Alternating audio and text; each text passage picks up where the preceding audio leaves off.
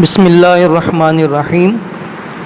عزیز طلباء، آج ہمارا اردو کا لیکچر آپ کے سبق چغل خور کے بارے میں ہے۔ یہ سبق اصناف نثر کے اعتبار سے ایک داستان ہے، آپ اسے کہانی بھی کہہ سکتے ہیں۔ آئیے بیٹا، اس سبق کو شروع کرنے سے پہلے اس کے مصنف کے بارے میں چند باتیں ذہن نشین کرتے ہیں۔ امتحانی نقطہ نگاہ سے یہ سوال بہت اہم ہے کہ چغل خور کے مصنف کا نام بتائیے۔ تو اس کے مصنف کا نام ہے شفیع عقیل، اور ان کی پیدائش ہے 1930 میں یہ پیدا ہوئے اور 2013 میں انہوں نے وفات پائی۔ اور ان کے بارے میں جو ضروری باتیں آپ نے ذہن میں رکھنی ہیں، ایک تو یہ کہ وہ ایک معروف صحافی، ادیب اور شاعر بھی تھے۔ ان کے زندگی کے حالات بڑے ناسازگار رہے، لیکن ان ناسازگار حالات میں، تنگ دست حالات میں بھی، مشکل حالات میں بھی انہوں نے اعلیٰ تعلیم حاصل کی۔ اور جو سب سے اہم بات ان کے بارے میں آپ نے یاد رکھنی ہے وہ یہ ہے کہ ان کا انداز بیان جو ہے، تحریر کرنے کا انداز جو ہے، وہ بہت سادہ ہے اور آسان ہے، آسانی سے عام انسان بھی اسے سمجھ لیتا ہے۔ اور ان کے بارے میں آپ نے جو بات ذہن نشین کرنی ہے وہ یہ کہ انہوں نے بہت سی داستانوں کے جو دوسری زبانوں میں تھے، دیگر زبانوں میں تھے، جو لوگ زبانیں ہماری سندھی ہے، پنجابی ہے، بلوچی ہے، یا اسی طرح سے دوسرے ممالک کی جو زبانیں ہیں، ان لوک داستانوں کا اردو میں ترجمہ کیا، اور ترجمہ اتنے اچھے انداز سے کیا کہ ان پر تبعزاد ہونے کا گمان ہونے لگتا ہے۔ تبعزاد ہونے سے مراد یہ ہے کہ زندگی حقیقی ہونے کا گمان لگتا ہے، کہ وہ زندگی کی حقیقت کے قریب ترین ہیں، ایسے لگتا ہے جیسے وہ حقیقت پر مبنی ہے۔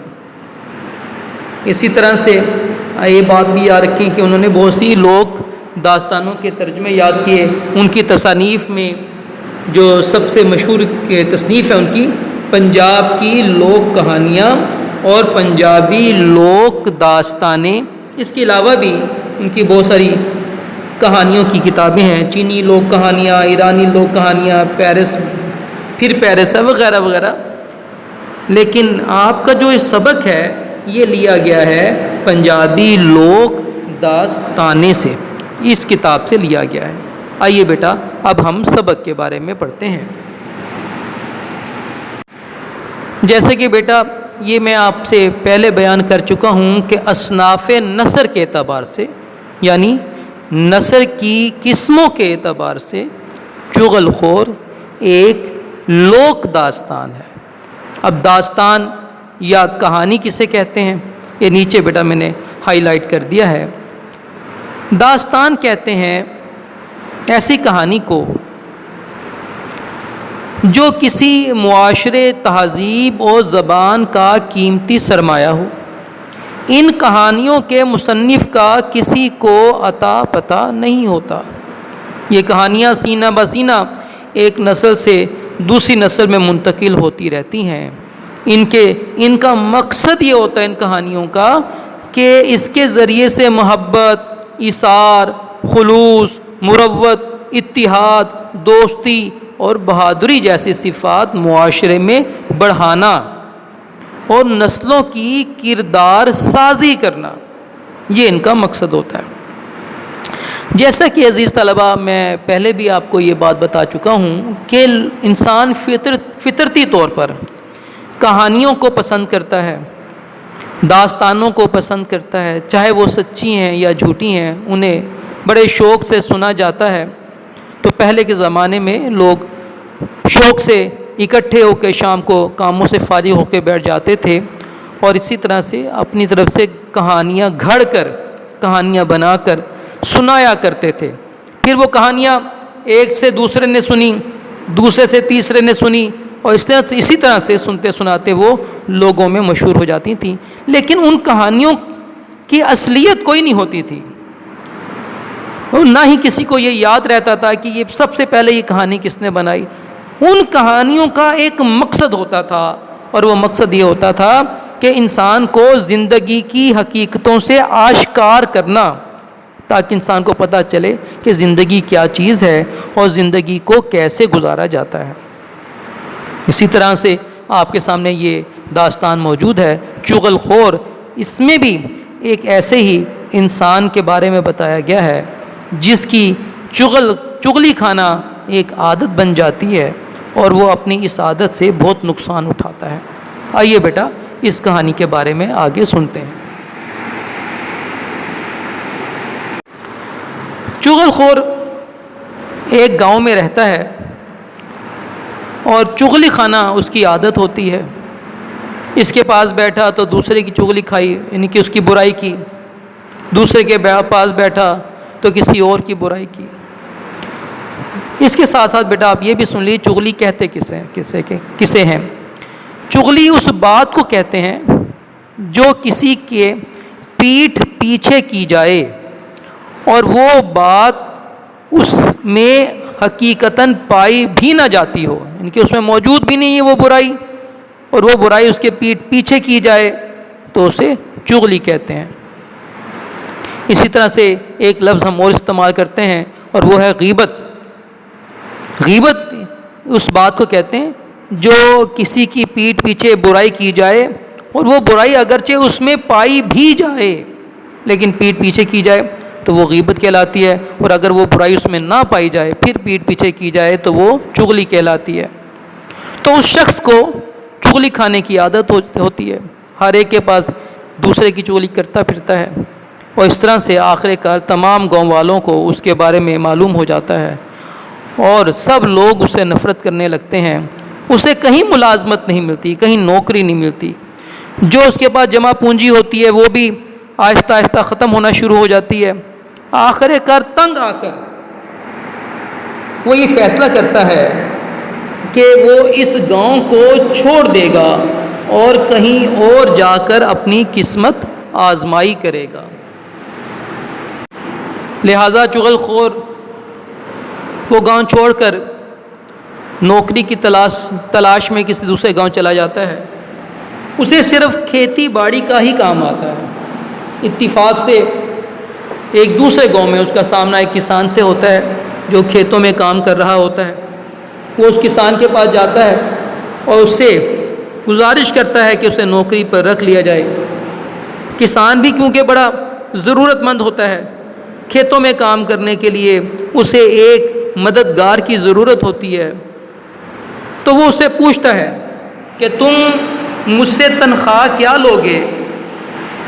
تو چغل خور کہتا ہے کہ آپ مجھے صرف روٹی کپڑا دے دیں اور اس کے ساتھ ایک بات کی اور اجازت دے دیں۔ کسان کہتا ہے بھئی وہ کیا بات؟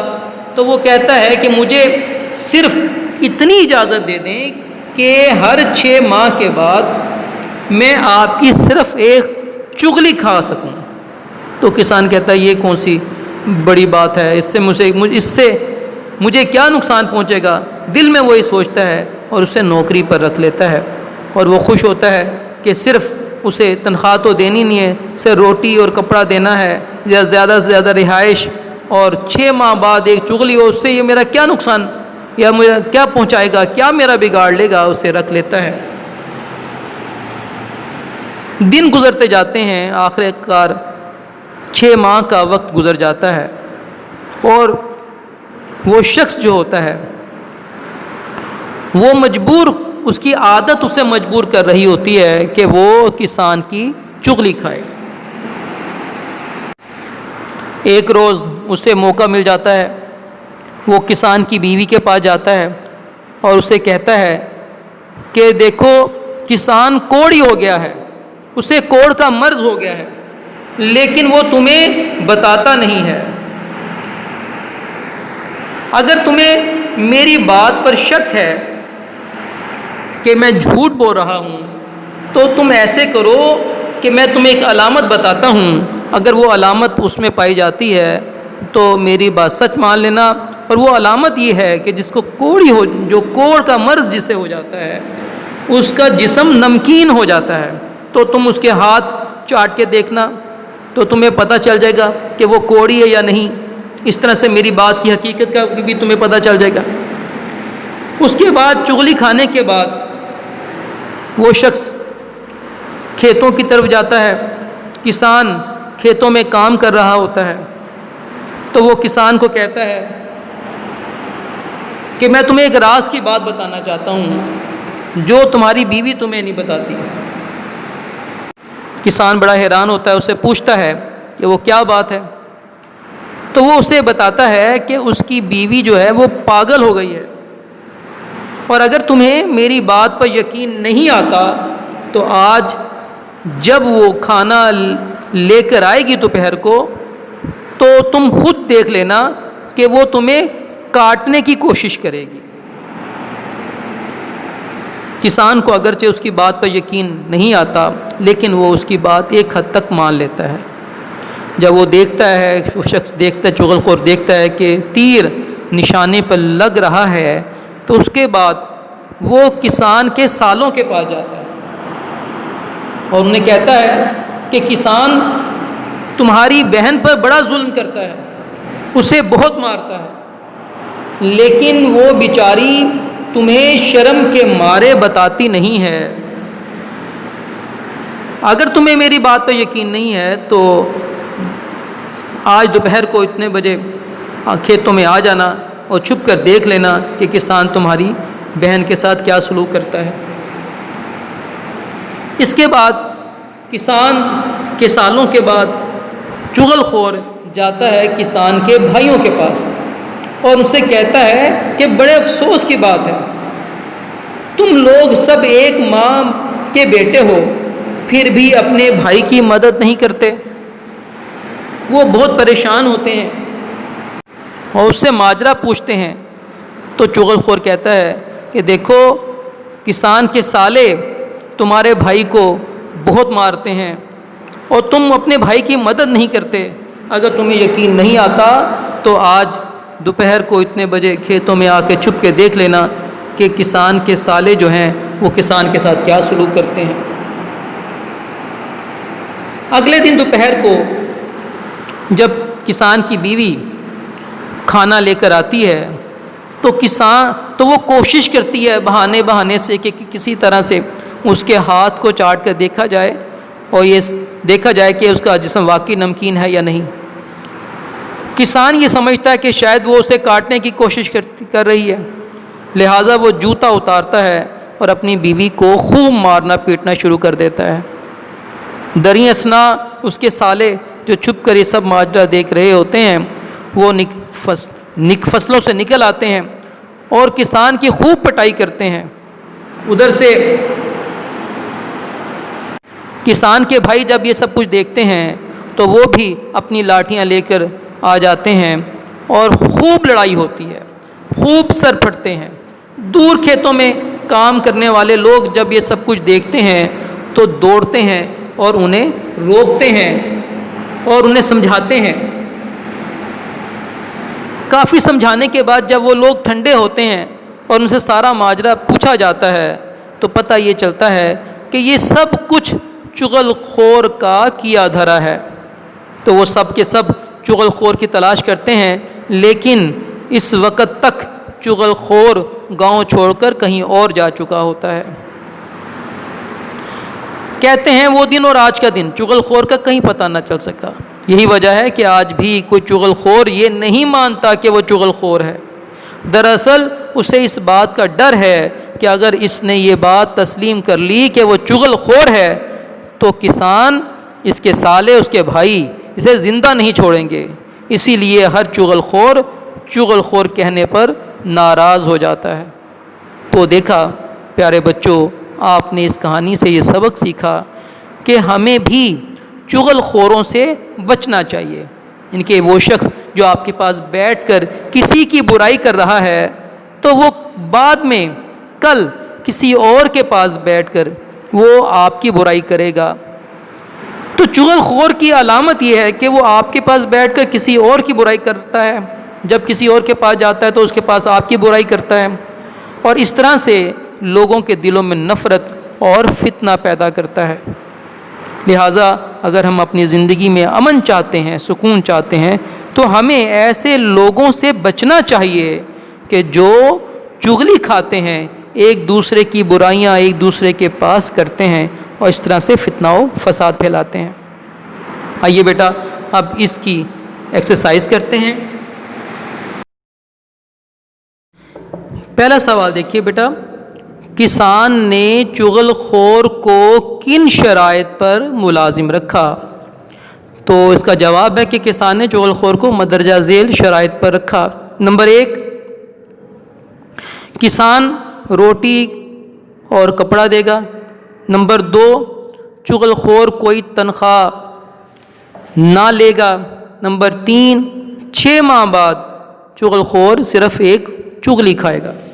سوال نمبر 2 دیکھیے، چغل خور نے کسان کی بیوی کو کیا کہہ کر بدگمان کیا؟ تو ان سوالات کے بیٹا جوابات اگرچہ میں پیچھے ہائی لائٹ کر چکا ہوں، میں یہ دوبارہ سے دہرا رہا ہوں۔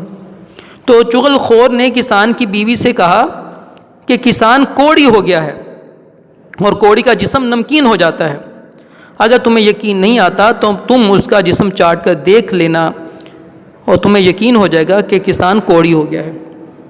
جیم دیکھیے کہ ہر چغل خور کس بات کو ماننے سے انکار کرتا ہے؟ تو اس کا درست جواب ہے کہ چغل خور اس بات کے ماننے سے انکار کرتا ہے کہ وہ چغل خور ہے۔ دال دیکھیے، چغل خور کو اپنی بری عادت سے کیا نقصان اٹھانا پڑا؟ تو چغل خور کو اپنی بری عادت سے یہ نقصان اٹھانا پڑا کہ اسے اپنی ملازمت سے ہاتھ دھونا پڑا، لوگوں کا اعتبار اس سے جاتا رہا، گاؤں میں کوئی بھی شخص اسے اپنے پاس نوکر رکھنے کے لیے، ملازمت دینے کے لیے تیار نہ تھا، اور جو کچھ جمع پونجی تھی سب ختم ہو گئی۔ آخرے کا نوبت فاقوں تک پہنچی اور اسے مجبوراً گاؤں چھوڑ کر جانا پڑا۔ اس کے بعد سوال دیکھیے، بڑا اہم سوال ہے کہ لوک کہانی کی مختصر تعریف کیجیے۔ تو اس کی تعریف سبق کے شروع میں آپ کو بتا چکا ہوں اور ہائی لائٹ بھی کر چکا ہوں۔ اس کے بعد بیٹا ایم سی کیوز دیکھیے۔ پہلا ایم سی کیوز ہے کہ اس سبق کے مصنف کا نام سبق چغل خور مصنف کی کس کتاب سے لیا گیا ہے؟ تو اس کا درست جواب آپشن نمبر 1 ہے، پنجابی لوک داستانیں۔ بے دیکھیے چغل خور کہاں رہتا تھا؟ تو اس کا درست جواب ہے گاؤں میں۔ اس کے بعد جیم دیکھیے، اپنے گاؤں کو چھوڑ کر چغل خور کہاں پہنچا؟ تو اس کا درست جواب آپشن نمبر 1 ہے، دوسرے گاؤں میں۔ دال دیکھیے، چغل خور کون سا کام جانتا تھا؟ تو درست جواب ہے کھیتی باڑی کا۔ ہے دیکھیے، چغل خور نے روٹی کپڑے کے علاوہ تنخواہ کے بجائے کیا رعایت مانگی؟ تو درست جواب ہے 6 ماہ بعد ایک چغلی کھانے کی۔ اس کے بعد بیٹا واو دیکھیے، چغل خور نے کیا بتایا کہ کوڑی کا جسم ہو جاتا ہے؟ تو اس کا درست جواب ہے نمکین۔ زے دیکھیے، چغل خور اس لیے نہیں مانتا کہ وہ چغل خور ہے کہ کسان کے بھائیوں اور سالوں سے ڈرتا ہے۔ اس کے بعد ہے دیکھیے،